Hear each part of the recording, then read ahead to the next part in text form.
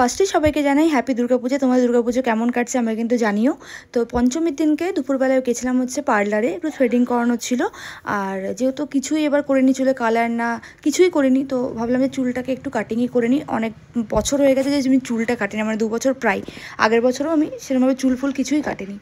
তো এখান থেকে পার্লার থেকে চুল টুল কেটে নিয়ে বেরিয়ে ঘরে গিয়ে ফ্রেশ হয়ে ড্রেস চেঞ্জ করে আমি আর বোন চলে গেছিলাম হচ্ছে ভিরিঙ্গি কালীবাড়িতে মায়ের কাছে পুজো দিতে। আমি মানে চেয়েছিলাম যে আমার দুর্গাপুজোটা শুরু হোক যে ভিরিঙ্গি মায়ের কাছে পুজো দিয়ে। তো এখানে ফার্স্টে গিয়ে মিষ্টি কিনে নিয়েছিলাম, ধূপ কিনে নিয়েছিলাম। তারপর কালীবাড়ি ফাঁকাই ছিল বেশ, বিকাল বিকাল টাইমটাই আমরা গেছিলাম। তারপরে মন ভরে মায়ের কাছে পুজো দিলাম। তারপরে ওখান থেকে বেরিয়ে গেছিলাম হচ্ছে আমার একটা বান্ধবীর বাড়িতে, তো সেটার ব্লগটা নেওয়া হয়নি। তো ওর সাথে দেখা ফাঁকা করে বাড়িতে এসে আবার রেডি হয়ে যাচ্ছিলাম হচ্ছে ঠাকুর দেখতে। এখানে দেখতেই পাচ্ছি সবাই রেডি হচ্ছে, আর আমি এখানে ফুললি রেডি ফার্স্টেই। তারপরে আমি, বোন আর রতন মিলে বেরিয়ে পড়েছিলাম। তারপরে আস্তে আস্তে আমার বন্ধুবান্ধবগুলো সবাই আমরা একসাথে মিট করলাম। দেন ফার্স্টেই গেছিলাম হচ্ছে ফুলঝোরে ঠাকুর দেখতে। তো বেশ রাত হয়ে গেছিলো আমাদের বেরোতে বেরোতে, আমরা খাওয়া দাওয়া করেই বেরিয়েছিলাম। তাই বাইরে কিছু খাবার সেরকম আমরা মানে খাইনি। তো ফার্স্টে ফুলঝোরে গেছিলাম, বেশ ফাঁকা ফাঁকাই ছিল, খুব একটা ভিড় ছিল না। তো ফুলঝোরে প্যান্ডেলটা খুবই ভালো করেছে। তোমরা কে কে ফুলঝোরে প্যান্ডেল দেখলে আমাকে জানিও। আর ঠাকুরটাও বেশ ভালোই লাগলো আমার।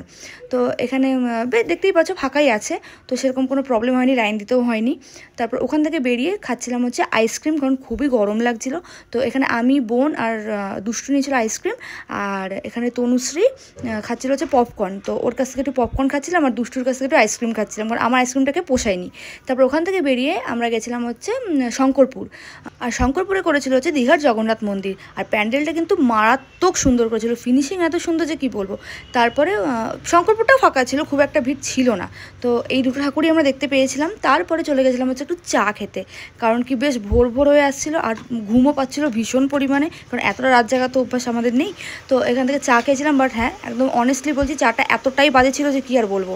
তারপরে ওখান থেকে হাইওয়ে ধরে সোজা আমরা আসছিলাম হচ্ছে নবরুণ। আর নবরুণ ঢুকতে ঢুকতে তোমরা দেখতেই পাচ্ছ ভোরের আলো কিন্তু ফুটেই গেছে। তাই আর শরীরে এনার্জি ছিল না, খিদেও পেয়েছিল। তাই ভেতরে ঠাকুরটা দেখিনি, বাইরে থেকেই প্যান্ডেল দেখে একদম মানে নবরুণ ক্লাবেরই অপোজিটে মানে ভিরিঙ্গি মোড়ের ওখানে একটা চায়ের দোকান ছিল, তো এখানে চলে গেছিলাম। আবার একটু খেলাম চা, আর সাথে খেলাম হচ্ছে একটু কচুরি, কারণ কি প্রচুর খিদে পেয়ে গেছিলো, আর সকালও হয়ে গেছিলো। তো আমার পঞ্চমীটা এরমভাবেই কাটলো। তোমরা পঞ্চমী দিনকে কে কীভাবে কাটালে আমাকে কিন্তু কমেন্ট করে জানিও।